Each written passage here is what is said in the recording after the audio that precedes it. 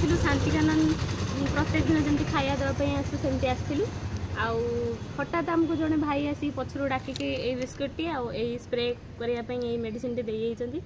आउ बहुत खुशी लगुच जे हूँ धीरे धीरे समस्ते आम सहित मिसुँच निज आड़ हेल्प करने चेष्टा करमती शांतिकानन जी भी अच्छा जी भी फैमिली रोचती सेमती जड़े जड़े करके आमको साहय करने चेष्टा करूँ अधिक अधिक वीडियो शेयर करूँ जमी आम समस्त सेवा कर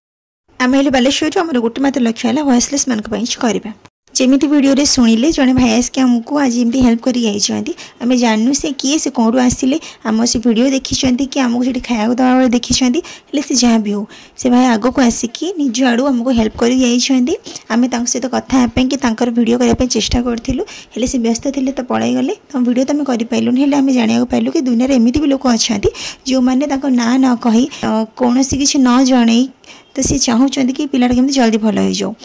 जो लोक मैंने खाया दौना गरम पानी फोपाड़ एसिड अटैक कर